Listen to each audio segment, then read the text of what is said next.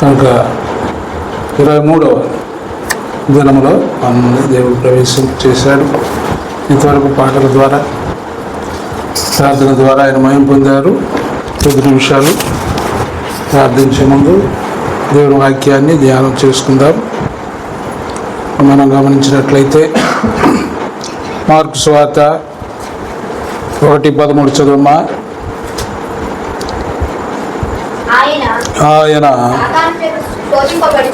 ఆయన సాతాను చేత శోధింపబడుచు అరణ్యములో 40 దినములు అడవి మృగములతో కూడా ఉండెను. మరియు దేవదూతలు ఆయనకు పరిచర్య చేయొచ్చు. చూసారు, మరి ఉపవాసం ఉన్నప్పుడు ఎవరు పరిచర్య చేస్తారంటే మనకి దేవదూతలు కావలి ఉండి ఏం చేస్తారంటే మనల్ని రక్షిస్తారని దేవుని వాక్యము గుర్తు చేస్తూ ఉంది. 90వ కీర్తన అనుకుంటాను. మనం గమనించినట్లయితే 91:10 నీకు అపాయమేమీ రాదు, ఏ గుడారము నీ తెగులు సమీపింపదు, ఈ మార్గములన్నింటిలో నిన్ను కాపాడుటకు ఆయన నిన్ను గూర్చి తన దూతలకు అందరు చెప్పిన హల్లెలూయా. కనుక ఈ 40 దినాలు మనము ఉపవాసం ఉంటున్నామని భయపడాల్సిన పని లేదు. ఆయన దూత కావలి ఉండి ఏం చేస్తాడు, మనల్ని కాపాడుతూ దేవుడిగా ఉంటున్నాడు. అక్కడ యేసు ప్రభు వారికి కూడా దూతలు కావలి ఉండి ఉన్నానా. 34 కీర్తన గ్రంథం. యెహోవా యందు భయభక్తులు గలవారి చుట్టూ ఆయన దూత కావలి ఉండి వారిని రక్షించును. యెహోవా ఉత్తముడని రుచి చూచి తెలుసుకుని ఆయన ఆశ్రయించు నరుడు. కనుక మన జీవితాల్లో 40 దినాలు మరి ప్రత్యేకంగా దేవుడు మరి బైబిల్లో మనకి ముద్రించారు. పరిశుద్ధాత్మకు గుర్తు 40 సంఖ్య పరిశుద్ధాత్మకు మరి సంకేతముగా తెలియచేస్తూ ఉంది. అందుకని ఆయన భూమి మీదకి రావడం తోటి ఎన్ని దినాలు ఉన్నాడు ఉపవాసము? 40 దినాలు ఉపవాసం ఉన్నట్లుగా మనం చూస్తూ ఉన్నాం. అదే మత్తయి సువార్త 4:2 కూడా మనం గమనించినట్లయితే చదువమ్మా. మత్తయి సువార్త 4:2 40 దినములు 40 రాత్రులు ఉపవాసం ఉండిన పిమ్మట ఆయన ఆకలి కొనగా ఆ శోధకుడు ఆయన వద్దకు వచ్చి చాలు నాన్న. కనుక ఆయన ఎన్ని దినాలు ఉపవాసం ఉన్నాడు? 40 రాత్రి మొదలు తినక త్రాగక పరిశుద్ధాత్మను మరి సంపాదించుకోవడానికి, పరిశుద్ధాత్మతో ఆయన నడిపింపబడటానికి ఈ కార్యాన్ని ఆయన జరిగించి తర్వాత మనకందరికీ తెలుసు సాతాను ఏం చేశాడు? జయించాడు, లోకమును జయించాడు. నేత్రాశ, శరీరాశ, జీవపు డంబాన్ని ఆయన జయించాడు. అందుకని మనం ఈ లోకాన్ని జయించాలంటే 40 దినాలు మనం కనిపెట్టుకొని మరి ఆయన వలె మనం కూడా కృతజ్ఞత కలిగిన వారమై మరి జీవిస్తున్నప్పుడు మన పక్షాన ఆయన కార్యాలు జరిగిస్తారు. పరిశుద్ధాత్ముడు మరి దేవదూతలు మనకి కావలి ఉండి మన రాకపోకలేందు ఆయన కాపాడుతాడు. అందుకనే అదే సువార్త 4 లూకా సువార్త 4:1 చదువమ్మా. 3 యేసు పరిశుద్ధాత్మ పూర్ణుడై యోర్దాను నది నుండి తిరిగి వచ్చి 40 దినముల ఆత్మ చేత అరణ్యములో నడిపింపబడి అపవాది చేత శోధనలు వస్తుంటాయి. వాటి అన్నిటిని జయించుకొని పోతుంటాం. అపవాది ఏం చేస్తుంటాడు? శోధించు. కనుక మన జీవితాల్లో యోబు అంటున్నాడు, శోధింపబడిన మీదట నేనేమవుతానంటున్నాడు, సువర్ణము వలె శోధించబడిన మీద సువర్ణము వలె నేను మారుతాను. శోధనలు వచ్చినాయి యోబు గారికి కూడా. శోధకుడు ఏం చేశాడు, శోధించాడు. మనకందరికీ తెలుసు, చెప్పే సమయాలు కాదు. బహుశ్రమలతో యోబుని యెహోవా ఇచ్చను, యెహోవా తీసుకొని యెహోవా నామమునకే స్తుతి కలుగునుగాక అంటున్నాడు. కనుక మన జీవితాల్లో 40 దినాలను మనము అజాగ్రత్తగా అంచనా వేయకూడదు, నువ్వు నేను. కనుక దీనిలో ఎంతో మరి బలమున్నది, శక్తి ఉన్నది. ఆయన లోకమును జయించాడు, పాపమును జయించాడు, మరణమును జయించాడు. అందుకని అన్నాడు, లోకములో మీకు శ్రమ కలుగును, అయినను ధైర్యం తెచ్చుకొనండి, నేను లోకమును అందరు చెప్పిన హల్లెలూయా. జయించాడు, జయశ్రీలు మనకు మాదిరి ఉంచిపోయాడు. కనుక 40 దినాలని అశ్రద్ధ చేయకూడదు. మ్యాక్సిమం మనకు చేతనైన కాడికి దేవుని సన్నిధికి వస్తూ, లేదా రాలేని పరిస్థితుల్లో, మనం ఉన్న పరిస్థితుల్లో ఆయన్ని స్తుతిస్తూ, మరి ఆయన కొరకు జీవిస్తున్నప్పుడు గొప్ప కార్యం ఆయన మనల్ని చేసే తండ్రిగా ఉన్నాడని లేఖన భాగాలు మనకి గుర్తు చేస్తాం. కనుక పరిశుద్ధాత్మ మన మీదకి వస్తుంది. అందుకని అపోస్తుల కార్యములో 2వ అధ్యాయంలో వారు పరిశుద్ధాత్మతో నిండుకొనిన వారై, వారి మీదకి ఏమొచ్చింది, పరిశుద్ధాత్మ వచ్చింది. యేసు వెళ్ళిపోయిన తర్వాత మేము అనాథలం అయిపోయామనుకున్నారు. అనాథలు ఏం కాల, బలవంతులయ్యారు. ఏమయ్యారు, బలవంతుని చేతిలోని బాణముల వంటి వారయ్యారు. చదువునా 2వ అధ్యాయము అపోస్తుల కార్యము మనం గమనించినట్లయితే 3వ వచనము, 3వ వచనం చదువునా. మరియు అగ్ని జ్వాలల వంటి నాలుకలు విభాగింపబడి విభాగింపబడి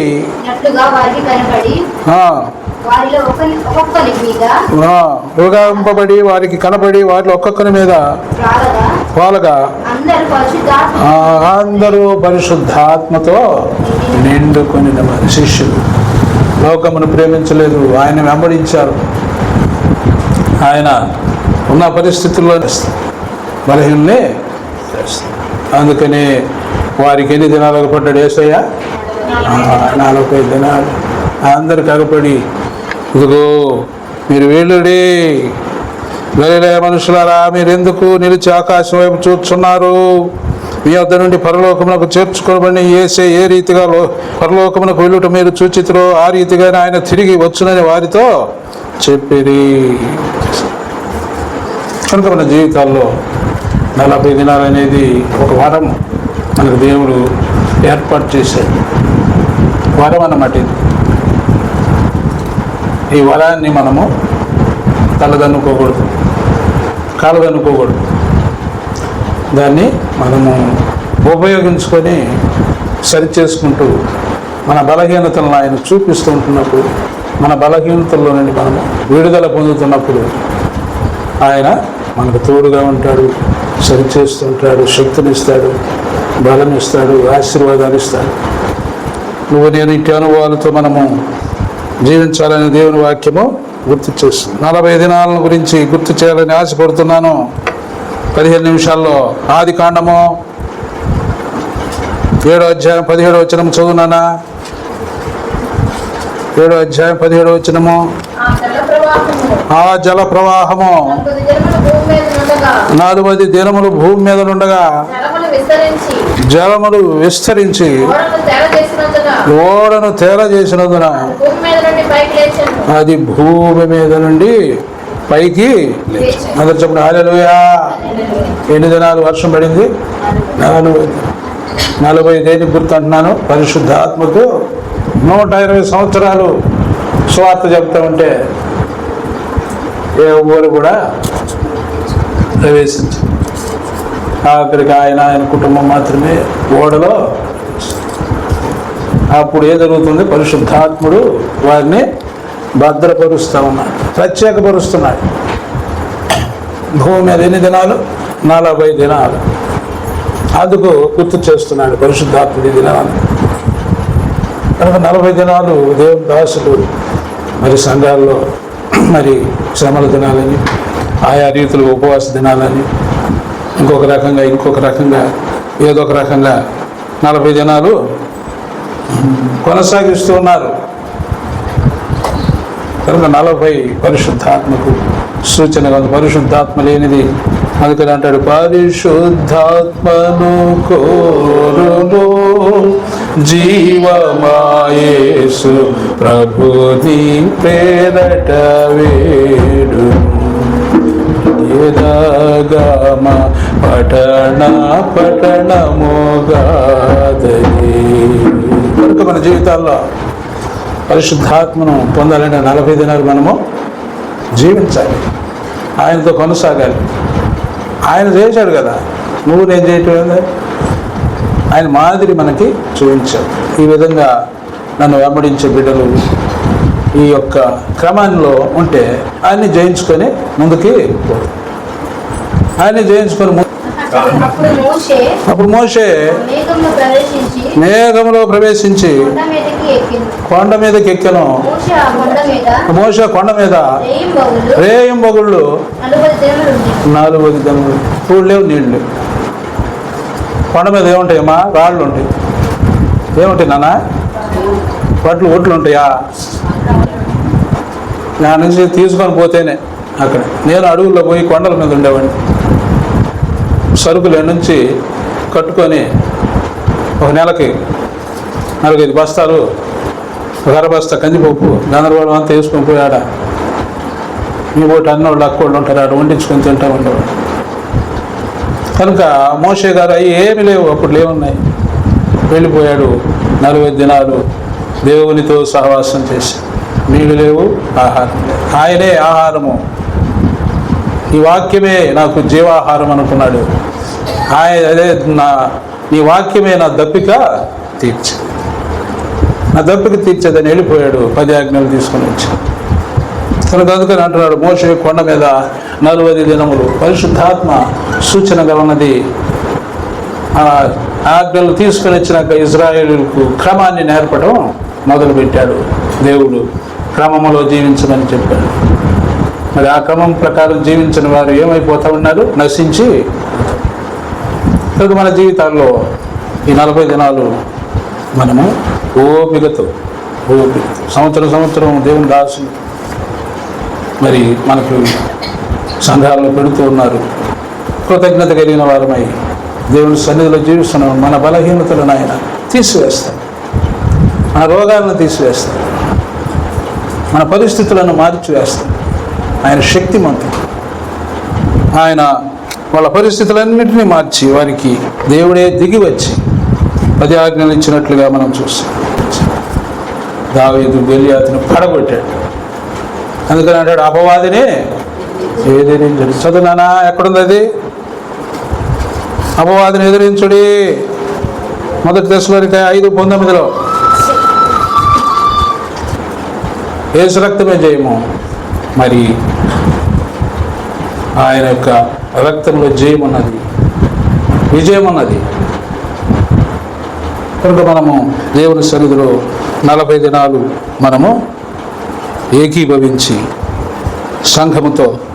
సంఘములో ఉండాలని దేవుని లేఖన భాగాలు మనకి గుర్తు చేస్తాం. ఎన్ని దినాలు ఉన్నాడమ్మా? 2వ రాజులు 1 రాజులు 19:8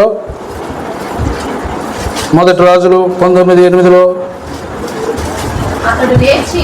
అతడు లేచి భోజనం చేసి ఆ భోజనపు బలము చేత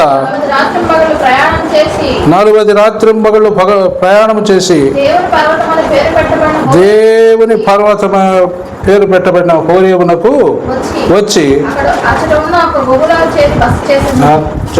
ఒక గుహలో చేరి బస చేసి. అందరూ చెప్పండి హల్లెలూయా. మన జీవితాల్లో నీతికి నిలబడ్డాడు. 40 దినాలు ఆయన రాత్రింబగళ్ళు నడిచి ఏ కొండకమ్మా చేరింది? హోరేబు కొండ. ఆయన తగిలిందే ఏమన్నాను? మోరియా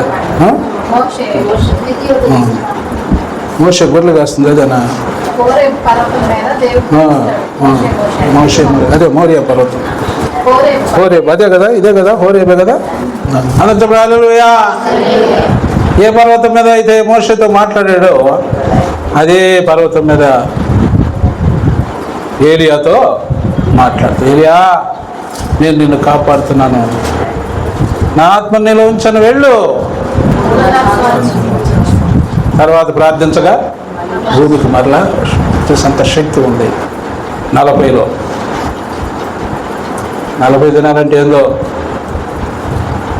నెల దాటిపోయింది, జీతం రాలేదనుకుంటున్నారేమో. 30 దినాలకు రావాల్సిన జీతం 40 దినాలకు కూడా. ఎగాడికి భూ సంబంధమైన పింఛను పడలేదు. సంఖ్యాకాండము కాలేబు యెహోషువలు ఎన్ని దినాలు తిరిగారమ్మా? ఆయనకి 13:25 సంఖ్యాకాండము ఎన్ని దినాలు అంటాక అమ్మా? 40 దినములు ఆ దేశమును సంచరించి చూచి తిరిగి వచ్చి ఏం చెప్పారు? శుభ సమాచారం చెప్పారా, అవిశ్వాసం చెప్పారా? ఆ ద్రాక్షకాయలు పోయిలాగా నాకు ఆయన అరటికాయలు గెలవు మనం మోసేవి కావురా, ఎంతో బలంగా ఉన్నాయి. మంచి దేశము, పాలు తేనెలు. చెప్పమ్మా, మళ్ళీ చదువు ఏమేమి మాటలు. వారు 40 దినములు ఆ దేశమును సంచరించి చూచి తిరిగి వచ్చి. ధైర్యం చెబుతున్నారు, ధైర్యం. భయపడద్దు, మనం వెళ్ళుచున్న దేశము పాలు తేనెలు. యెహోషువ కాలేబుల వలె ఉన్నామా? ఈ సాయంకాలం వేళ ప్రశ్న వేసుకోవాలి, మన విశ్వాసం ఎలా ఉంది? వారి విశ్వాసంతో రాజ్యములను జయించారు. 40 దినాలు పరిశుద్ధాత్మతో నింపబడిన వారై, పరిశుద్ధాత్మ కార్యాలు. లక్షల జనము, హైస్తపరిస్థితి జనం కాదు, అందరినీ 2 మనుషులు ఏం చేస్తున్నారు? కారణం ఏంటి? వాళ్ళు పరిశుద్ధాత్మతో నింపబడి ఉన్నారు. పరిశుద్ధాత్మతో నింపబడి వారు త్యజించి పోయి చూసి, బలమైన మనుషులే వారు. వాజానుబాహువులు అని చెప్పి అయినా కూడా దేశాన్ని మనం జయించగలము. అది పాలు తేనెలు ప్రవహించు దేశమే కానీ వేరొక దేశమో కాదు. మన దేవుడైన యెహోవా మనకి ఆ దేశమును ఇచ్చుచున్నాడని చెప్పి వారు ఆందోళన లేపుకొని వెళ్ళిపోయారు. అంత మొత్తం గాడిదలు, గుర్రాలు, బర్రెలు, మేకలు, గొర్రెలు వాళ్ళతో పాటు. యుద్ధశూరుడు యెహోవా, నా బలము, నా గానము, నా పితరుల దేవుడు, నీ వంటి వాడెవడు? యెహోవాను గానము చేసెదము ఏకముగా, మనకు రక్షకుడాయనే, ఆయన మహిమ పాడెదము, ఆయనను వర్ణించెదము. ఆయనే దేవుడు మనకు, యెహోవాను గానము. హల్లెలూయా. మన దాసుడు 40 దినాలు 40 దినాలు ఉపవాసం ఉండి ఈ కల్వరిని కట్టాడు. ఆ సంగతి తెలుసా? కల్వరి ఊరకు కట్టబడలా, ఊరు కేకలు వేస్తే రాలా. ఆయన ప్రతి సంవత్సరము 40 దినాలు ఈ వేదనతో ఉండేవాడు. వేదనతో ప్రభువారు ఏ రీతిగా వేదన పొంది ఆ శిలువను ఆయన చెమట రక్తముగా మారిన మన కొరకు ఏ రీతిగా శ్రమ పడ్డాడో మన దాసుడు ఆ రీతిగా ఈ కల్వరిని కట్టాడు. ప్రియ సోదరి సోదరుడా, ఆషామాషగా ఇక్కడ దేవుని మందిరం కట్టబడలేదు. ఆయన దేవునికి నమ్మకమైనటువంటి వాడిగా పరిశుద్ధాత్మతో సంపాదించుకుంటానికి 40 దినాలు ఆయన మనకెవరికి తెలియదు. మామూలుగా ఉన్నట్టుగా పడేవాడు, మన ఇంటికి వచ్చేవాడు, మందిరం ఉంది కదా, ఖచ్చితంగా కనపడేది. 40 దినాలు ఉపవాసం ఉన్నారనే ఒక విషయం మాత్రమే తెలుసు, కానీ ఆయన పరిస్థితిని ఎవరు గమనించే వాళ్ళం కాదు. అందుకనే ఆయన ఆత్మ సంచారం ఈ మందిరంలో ఉంది, ఆయన సన్నిధి ఉంది, ఆయన వాక్యం ఉంది. మన ప్రార్థన ఆయన మొర ఆలోచిస్తారు. కారణము ఆయన దీనదాసుని యొక్క పనిని ఆయన చూస్తూ ఉన్నాడు. ఆయన బిడ్డలైనటువంటి మనల్ని ఆయన ప్రేమిస్తూ ఉన్నాడు. కనుక ప్రియ సోదరి సోదరుడా, ప్రార్థించే నువ్వు నేను దేవుని సన్నిధికి వచ్చే ఆయన స్వరక్తం ఇచ్చి సంపాదించిన సంఘం ఇది. ఆయన ప్రియదాసుని ఏర్పాటు చేసుకుని 40 దినాల యొక్క శక్తిని ఆయన ఎరిగిన వాడై ప్రతి సంవత్సరం ఆయన 40 దినాలు ఈ దినాన్ని ఆయన వెళ్ళి ప్రభు దగ్గరికి వెళ్ళిపోయినాక ఆ దీనదాసురాలు ఆయన కుమారులు ఈ క్రమాన్ని మనకు అందరికీ ఏర్పాటు చేసి ఎంత భాగ్యము. ఓ ఇశ్రాయేలు, నీ భాగ్యమో ఎంత గొప్పది. నిన్ను పోలిన వాడు ఎవడు? ఆయన ఆశ్చర్యకరుడు, ఆలోచనకర్త, బలవంతుడైన దేవుడు, నిత్యుడగు తండ్రి, సమాధానమునకు కనుక 40 దినములు నేను ముగిస్తాం. మా సమయం 8 మీద పోతుంది. యోనా చదువున్నా, రహస్య చాలా ఉన్నాయి, రోజులే చెబుతున్నారు. సంవత్సరాలు చెబితే మీరు తెల్లారిద్ది. 40 దినాలు యోనా చూడమ్మా. 40 దినాలా 40 సంవత్సరాల యోనా పరిశుద్ధాత్ముడు ఎన్ని దినాలు నినవే పట్టణం నాశనం అయిపోద్దని చెప్పాడు. యోనా 3:4 యోనా పట్టణంలో ఒక దిన ప్రయాణం అంతా సంచరించుచు